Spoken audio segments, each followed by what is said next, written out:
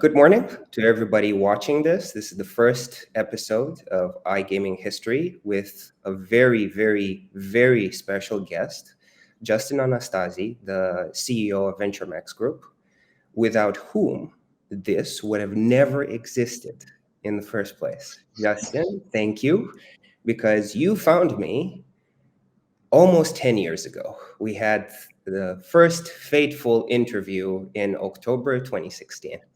And you started my entire journey in the iGaming industry, and I thank you for that.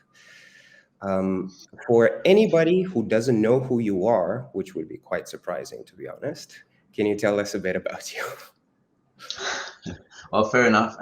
Thank you, Narcis, first of all, for the lovely introduction. And it's obviously great to be here on your first podcast. So it's an honor for me as well to be that number one. So very, very happy with that. And I'm very happy to see where you have progressed in your career. So I'm delighted to be able to continue to be involved after all these years. So that's great.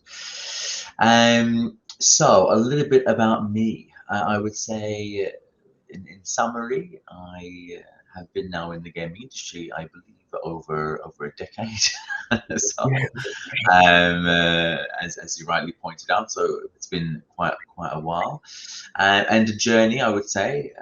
I started off really working in recruitment back in my evolution days, and was part of a very cool team, a team which I actually also helped to put together. So that was super fun. Did that for a couple of years, and I've been moving ever since, growing ever since. From recruitment, grew into HR. Got my first consultancy put together. It was also, funnily enough, was my first exit as well. And continued to build there, moved into more strategy and strategic roles, more advisory roles, and it eventually landed me here, in summary, as a CEO. So a complete different view from being in HR to now leading a company that invests in the gaming industry. And I would suppose also seeing that evolution as well. I've seen that evolution a lot, going from the ground up and growing, and what that means, and the people you meet and the different perspectives you get of the industry. So I suppose, in a nutshell, I've started from the bottom, now I'm here. Why iGaming, though? Because I'm completely sure that whatever you would have put your mind to, whatever industry, you would have made it. What attracted you to this industry specifically? I think, to be fair, in the beginning, it wasn't even the industry. It was more the fact that it had all the ingredients that I liked. So I think it was more about the fact that it was innovative, it was technology driven, very much the way in which it treated people, for the most part, was innovative for Malta, very different back then. A lot of these were smaller family-run companies, so gaming was really at the forefront of a number of different things I was interested in at the time. So it was the right place to be. I think it was also the right time. Although I have to say, at the time I went in, I also thought I was late, because it was already around for a while before I went in. But as I started to experience more the gaming industry, I really understood that I made the right choice, in that it really encompassed everything that I wanted to be and do. And it was an industry that, as well, that was sort of bringing change or disrupting in a space that maybe wasn't as disrupted in the past. Adding a lot more of the responsible gaming layers, the compliance layers, but also bringing that entertainment value from land-based to online. So ultimately, I think it was a fluke, but it was it was interlinked to so many different things that I loved, and I still love to this day. Do you think that it's still going to be a great industry to work in 10 to 20 years from now? And if yes, why?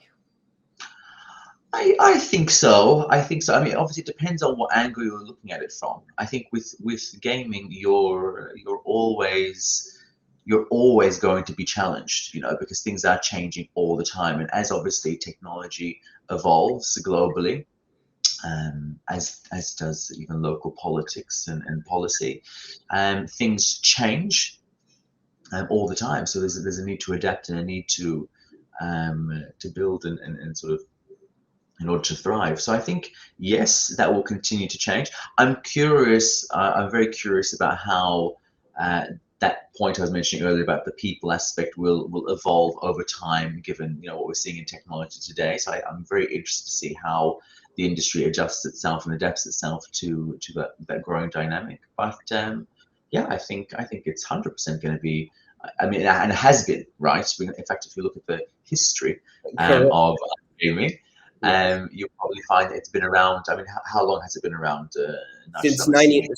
since 94, so that is 21 years. However, yes, that's correct. But also the fact that people technically have been gambling for thousands of years, right? For you. So not just gaming, but gambling as a has been around for ages. So that's not going anywhere. Yes, I was thinking of writing about this as well because the first ever recorded gamble in history is actually 3,000 years ago.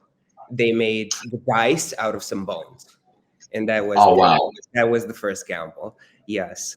So there Um, you go. People will do anything to gamble. yes, they will. Yes, they will. How have you changed in the past decade, or even how do you feel that the industry has changed you? I think I've changed a lot because I definitely came in. I wouldn't say naive because obviously when it's a new industry, you are kind of naive, right? Mm, mm, yes, To what you're going to find, you have all these big, fantasies about what it is. But yes. I think I think in the beginning, I was struck with my immediate impact. I think that was a big thing for me. So delivery was obviously very important, and it was very important to me. So that propelled my career and my growth very quickly because I was so eager to deliver.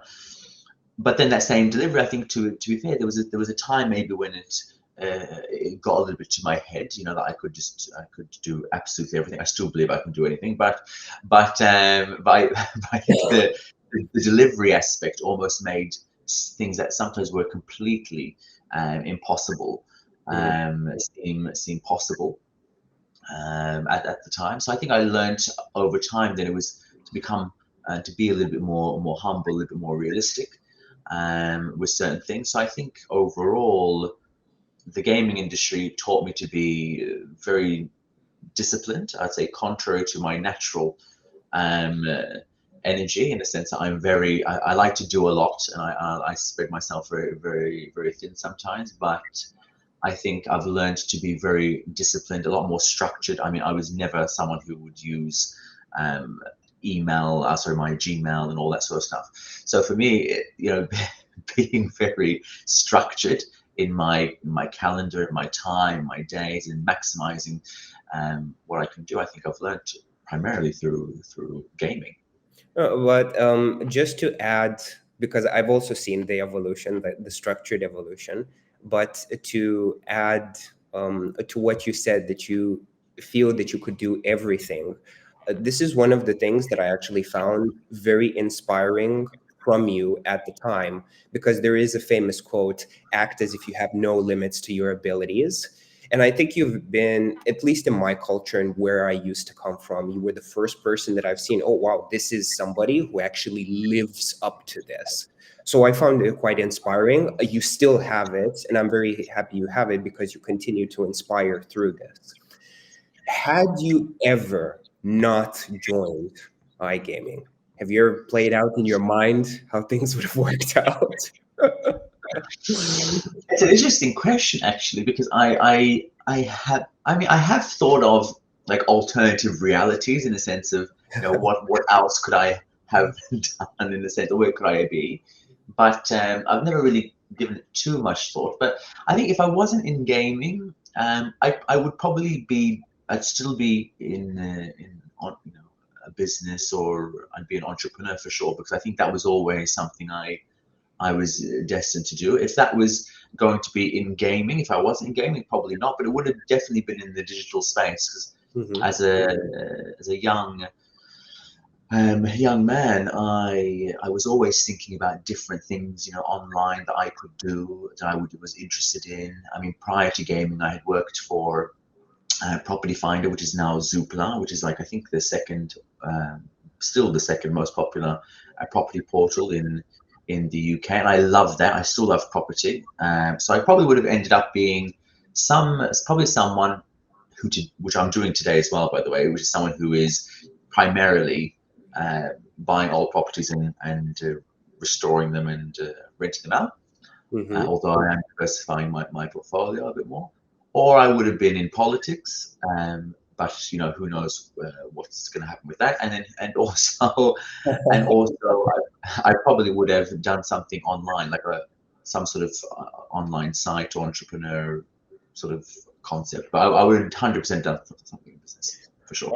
Only because you touched the element of politics, and you are quite active online, and you talk about old things that are and should be to the interest of the Maltese public. Oh, can you tell us about the motivation behind that? Like, how do you see all of this?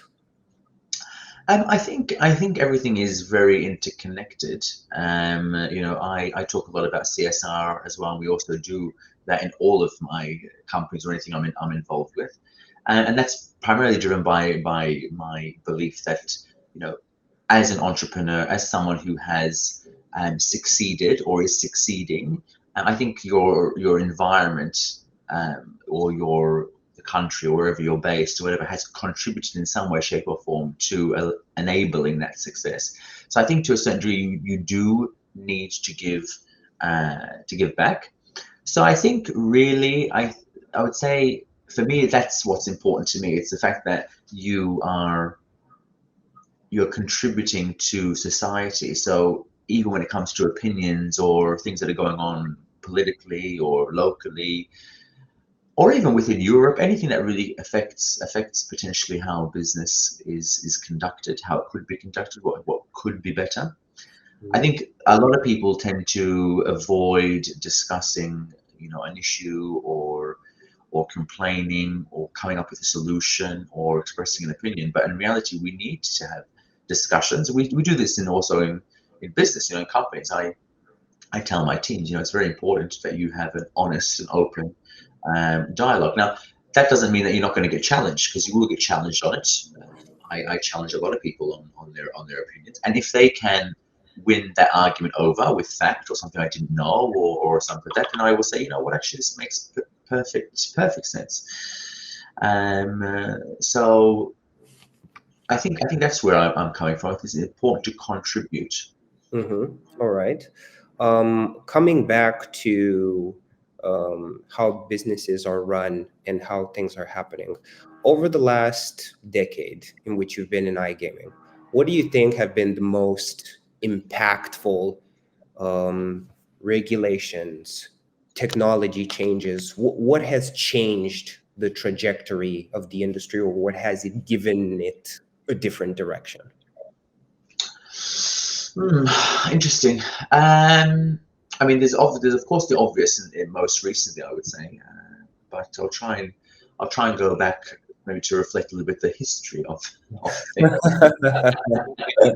I think um, I think probably GDPR, I think, has by far had an impact, of course, where of course it's forced a number of disciplines when it comes to how we digest and deal with data. I don't think we we necessarily were thinking about that before it came out. I think there's also been a lot of restrictions on advertising and how you get to your player. I think that has been a little bit restricting, because I think the more you restrict, the more you give birth to loopholes. And I think to a certain extent, and I don't agree with sweepstakes, for example, but I think they have been born of these same issues. So the advertising restrictions, particularly in the EU and the UK. Although we've seen similar things happen in Sweden, Australia. There's a number of different countries there. Finland, I think they're doing something with the advertisements as well. Yes. Yeah. There's I'm not sure if they're related. This is probably a good subject to study for the future. But from what I've seen, the industry kind of has a recurring theme. First, some offshore legislations are born. Then local regulators want to make things more stable. So people flock from offshore to locally regulated, but then the locally regulated sometimes gets too regulated, so it causes people to go offshore again. So I mean, this is at least the trends that I've seen since it started up until my research kind of stopped now at about 2018. Yeah, I would agree. I would agree with this, and I'd say on top of that is this is. I mean, there are other stuff, of course, like for example, the pandemic. Yes. Of course, AI. These instant crash games, all these different things that have been going on. But I think what I've noticed, tying into your point, is that there is also sometimes a lack of time spent on what comes next. It's almost like the industry is still quite reactive. I think we react to what other people do, what policymakers do, what legislators do, what makes the news. I think these are things that we need to sort of avoid and start really planning ahead. Like for example, when there's a lot of different changes, we've seen different licenses pop up and different people move their organizations to different licensing regimes. But I think really, if we start to think of the long term, and I think work more with policymakers and all this sort of stuff, that we'll probably end up with something a little bit better that we can plan more long term and be less reactive, I would say. Speaking of, because you mentioned, I think you mentioned blockchain just a second ago. I'm having a momentary lapse, but I remember that 1 year ago, I did it quite a bit. And AI a lot. AI, there we go. So, but 1 year ago, I saw some interviews with you saying that AI, blockchain, and AR, VR are some interesting technologies that will reshape the industry. Do you feel the same now, 1 year later, or has anything changed? No, I wouldn't say anything has changed. I think on some of those things have been expedited, they've accelerated. I think AI is obviously truer than it ever was. And we're seeing it, trickle into, or not even trickle in, I would say pour in, really, because it's not trickling in anywhere anyway.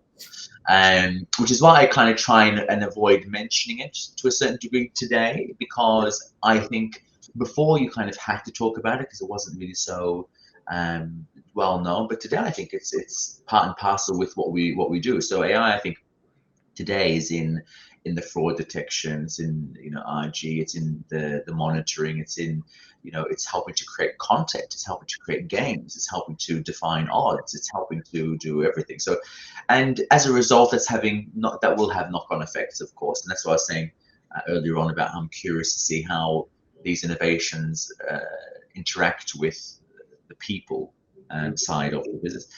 Blockchain, I think it's still there. I think it's still a provenly fair system. I think, especially in specific markets, I think it can still work very well. I think it is kind of getting its claws, people are sticking their claws into it, which is going to make it less and less useful. And there's also, I would say, AR, which I would say is not really much, not really discussed a lot. But I think AR is probably going to evolve more. But I think I would imagine that being more, 20 years down the line before people start really utilizing that more. I wanted to ask you about this because VR and AR have actually been used extensively as keywords, in my opinion, a bit as hype keywords for the industry to push the technology. Nothing wrong with that. But I haven't seen much or too much adoption in this yet. And Mm. also, I think it will be very driven by one of the FANG companies probably launching, um, AR glasses or something like that. But like a stable, easy to use product. I'm not sure what you think about that. Yeah, no, I would agree, actually. I would agree with that. Yeah. All right. Um, you are extremely gifted with people. And extremely gifted, in my opinion, is an understatement. You are still the only manager that I've had in 13 years who sat down with me on a Saturday morning to teach me how to hit my targets. I remember I told you, listen, I don't think I'm going to make this one. I tried everything that I know. It just doesn't work out. And on a Saturday morning, you spent an hour with me, you showed me, and it worked. And I have used that ever since. How did you cultivate this leadership style? Oh, that's interesting. I think it probably came from the lack of having that leadership style myself. I think it's interesting. It's an interesting question because I suppose when I was younger, um, I always had this thing for refusing to want to blend in and Mm, want to um, sort of be the same as everyone else. So I always made it a point to stand out. But in standing out, I never had at that, especially at that age, I never really had anyone to sort of look up to. And as I continued to start my time in like a working life, I never really had that, you know. So it was more I went in always thinking that I was an outsider, you mhm, know, um, and and that was always tough. So that basically meant I had always had to self-soothe, self-teach, mhm, um, and self-mentor myself. Because I didn't really have any of that actually. And to be fair, I've never really had that. Um, so then I did make the decision, and I go back to my earlier years, is that I wanted to be what I wanted but didn't have. You know, I think that was important to me. I wanted to. whoa, that should be framed and it goes up on the wall. Oh, very profound. One of the other questions that I had was, did you ever have a mentor in the industry or outside? But I think you kind of answered, or I'm not sure if there is somebody that you ever looked up to, or like who you deem as a good example. I tell you what, I don't. I think I'm a little bit allergic today to the mentor, and I'll tell you why. Because I think when you focus in on when you have a mentor, you Hmm. are focusing in on one person. Hmm. And I don't have a mentor, nor have I ever had one. But do I learn from the people around me? Yes. You know, I think my trick has been more to focus less on one person, but to learn from everyone. I think Hmm. it's important to learn from everyone, and I don't mean that by learning from people who are above you, or are on the same level as you, or even in the same company as you, whatever. You can learn from everyone. So I think so long as you keep the willingness and the humbleness to say, you know what, I am always ready to learn. Hmm. I've learned from people that used to be in my team. I've learned from, I see them today, where they've all grown. There was um, a friend of ours, Tony. In fact, I was asking him recently about some games and how to integrate them into a platform with an investment I'm doing. And it's not something I necessarily knew the technicalities of, and obviously he went through them. Now, previously he was, a game presenter at Evolution. Hmm. So look at how things go. So I think for me, it's don't focus in on one person because that limits you. Focus on learning something from everyone you're around, but then choose the people you surround yourself with. I think that's important. You have to be very selective about who you expose yourself to, especially if your priority is to grow. All right. And one other thing about managing people or how you work with people, which I found again very surprising when I found out. Um, I'm not sure everybody knows, but you stand up for your people in board meetings and all the meetings you have, like you said, which to me at the time, I remember I was shocked, but pleasantly shocked. You know, I'm like, wow, he does that. Um, and you never talk about it. Where does that come from? Again, interesting question. Again, I think it's because I didn't feel that I used to get to defend it. You know, when I first started my life at school, I think it was tough. You know, it was tough. It was an all boys school, but also I think in work in the beginning, I didn't really have that. And so I always I say this a lot, and I do it with a little bit of a smirk or a smile because I learned a lot of what not to do and who I didn't want to become in my early years. And I think the difference maybe with me is that I never forget it. You know, I still believe, I still remember that kid. I still remember that young man.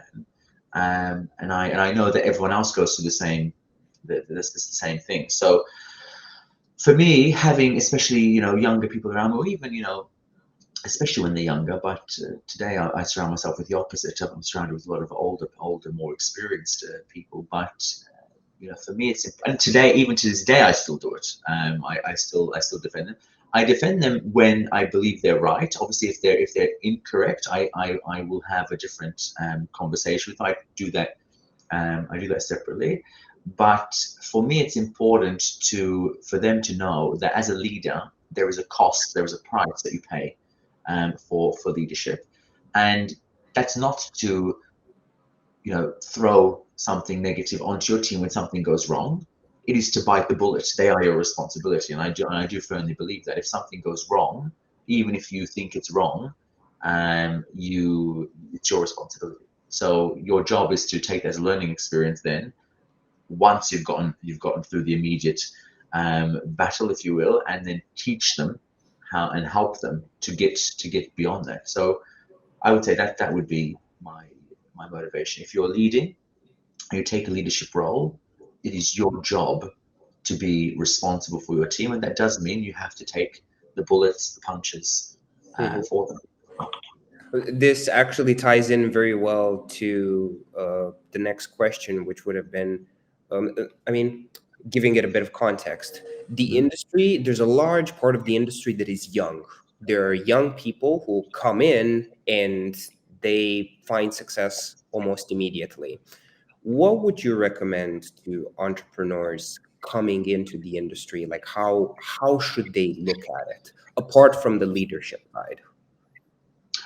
I think it depends. It depends what you're trying to do. I think if you're today, the world of gaming has changed a lot. A lot of them are looking for that quick buck. So they will go in and they'll try and come up with something that is loosely maybe regulated, or they try and find their way around these things. I know a lot of people that started a casino. They didn't have the right financial backing. Someone won a bonus day one, and they were done. They were absolutely done. So I think it's and in fact I've seen a lot of them close like this. They big dreams and they just don't plan for it. So I think it's yes, there is always an element of luck involved, but when it comes to your future, you can't necessarily rely on luck. You do have to plan for it. So you have to plan for success. And I think if you're going to be an entrepreneur, you have to really in anything, but especially in gaming, where the risks are high as are the rewards. You need to plan plan it well and give yourself some real honesty. Is this really solving something? Is this really fixing something? Is this something that is really needed, or am I just doing the same thing that everyone else does? And the odds are, if you are doing the same thing that everyone else does, it's probably just not even worth pursuing. Okay, not to say that there are companies out there that all they do is copy what other people do. Okay, Mhm. and they make money. But again, to do that, you have to have some real money behind you because you need to spend a lot of money on marketing. So the easiest way for an entrepreneur is to really solve a problem and to come up with something that people actually need. If you're going into the working world and you're going to start up by working within the industry, go in and really give yourself the time. Give yourself the time to learn, give yourself the time to really understand what it is that you're doing so that you can understand the industry as a whole and understand then where you want to fit in. Mhm. Um, and I'm really thinking because what you said, like especially the element of does this really solve a problem? Mm. Like I've seen a lot. I've seen it a lot, especially in payments, where there are a lot of entrepreneurs trying to come into this vertical because everybody needs payments. But in a world where everybody does the same thing, you can't really stand out. And I've seen businesses fail because of it. So I really think that this is relevant. Um, in the lines of investments, and because you are in a position where you look at the market, you also expose yourself, and you said that this also brings extra volume because of the personal brand. Mm. What are some of the interesting opportunities that you see, or maybe some things that VentureMax would be interested to see evolve more in the future? Yeah, interesting. I mean, to be fair, we've seen a lot. I think by now we've probably seen, I don't know, 300 plus different decks, and I think to be fair, we've got three that are in sort of final stages, I would say, but one that we've invested in. And so not a lot. The ratio is actually really low when it comes to investment, and a big part of that is the mix is wrong. The idea has already been done. There's nothing unique. There is nothing about uh, what they are bringing, different to the sector or to that niche that they're trying to tackle. Or the entrepreneur themselves isn't really hungry or motivated, or they just take it for granted and they just think that they're going to come in and completely disrupt this industry from no man's land. So I think it's kind of like for us, it's a little bit complicated, but I think because we've seen so many things. But where we are today, I would say, is there is definitely an interest still in someone who can crack the AR space. I think that's going to be very interesting. I'm very excited, and I would be very excited to see someone who really cracks it. Someone who can do something that is as engaging or better than being in a land-based casino. AR, you said? And yeah, AR? Okay. Okay. that would be quite interesting. I think we're in a scenario at the moment where anyone who can really, really, really well automate things like customer support, RG, AML, um, advertising, whatever it is. I think anyone who can really do that, that's going to be super. I think, but really do it well. I think we've seen a lot of cool chat bots and blah blah blah. But Mhm. I think systems that are all well integrated, that have the chat, that have the real voice calling and conversational speaking with the different AI agents. I think that's going to be really cool. And I think content, but really good content. That's still going to be key. Maybe not so much, I think, how we're seeing it today, which is, vast volumes of content, I think more quality content.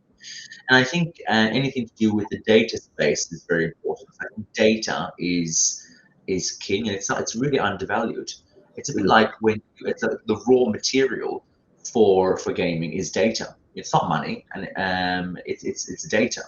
So I think if you find a way to be able to mine that data, and by mine I don't mean going out and taking it or bitcoining it or whatever, but what I mean is that if you find a way to really gather the right data from your own customer base or even your competitors, I think would be quite interesting. So something in that space would probably be good, I would say. All right. Um, I'm thinking, but these would be subjects for other conversations. Let's stick to the agenda. Mhm. I have a list of quotes that I collected from you over the years. I will just mention them. I will just mention them, And I would like you to just give your opinion about like how you think about it. Okay. First, it's not only about working with people, but also working through people. Yes. Comments. As in what did I mean by this? Yes, yes. Or how do you, if you still feel the same, if anything has changed, how do you view it? You can give whatever you want. Yeah, no, I think 100% still relevant, and I still do that. I think what I mean by this is one, no man is an island. Okay, so you can only do a lot by having a lot of really solid, talented people that are working with you and believe in what it is that they are doing. So when I mean through people, if the people around you, or the people in your team, or even the people that you speak to, whatever it is, word of mouth, if the people that you speak to, the people that work with you, the people around you, and if the people that they speak to all believe in the vision, in the goal, in the mission, uh, then that's the secret sauce. Do you know what I mean? You can get and you can do so much more when you have all this ripple effect, you know. So it's very, very important to have that. And sometimes as well, those people, especially when it comes to your team, them being able to act in a way that is similar either to you, or is in line with that same vision and mission, I think helps to expand drastically your reach and your ability to build momentum in whatever it is you're doing or leading at the time. So, for me, it's important that that is understood as genuinely believing in what they're doing, because I think that can sometimes be misinterpreted as, we'll just tell them what to do and they'll do it. That is not the secret sauce at all. It really is that people need to believe in it, and to believe in it, they need to spend time with you. They need to understand. They need to understand what it is they're trying to create. They need to really embody it. So only through you can they get that, and that means you have to invest your time um, with each and every single one of them. Hmm. To me, the why is very important, and also being able to ask it without burden. Hmm. I think what I mean by this is you should always, and this is how what I think. I always challenge the norm. I always challenge the assumption. So that comes with why.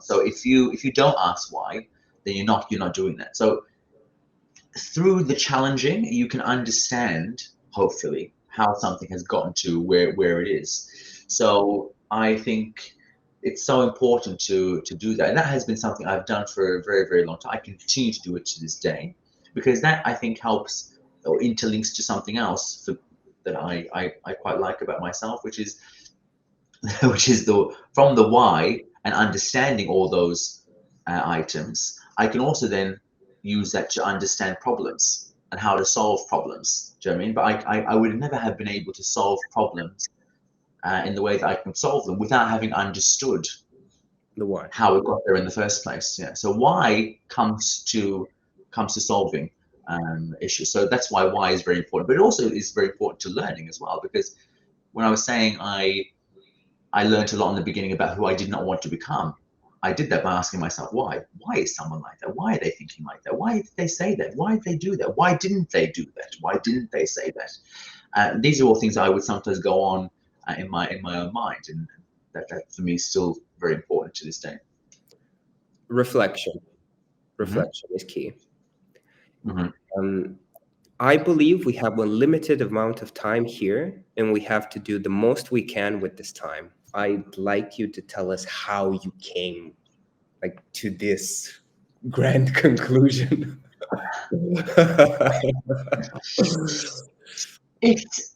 That's a bit of a challenging one, in the sense that I have always valued my elders. I've always valued their experience. I value what they've gone through. I valued a lot, what my grandparents went through, in the wars and how they survived, and the stories they used to tell me about living underground, while bombs are going off and things like this. And I think this, up to some degree, there was an impact there, where I always understood that I'm here for a limited period of time.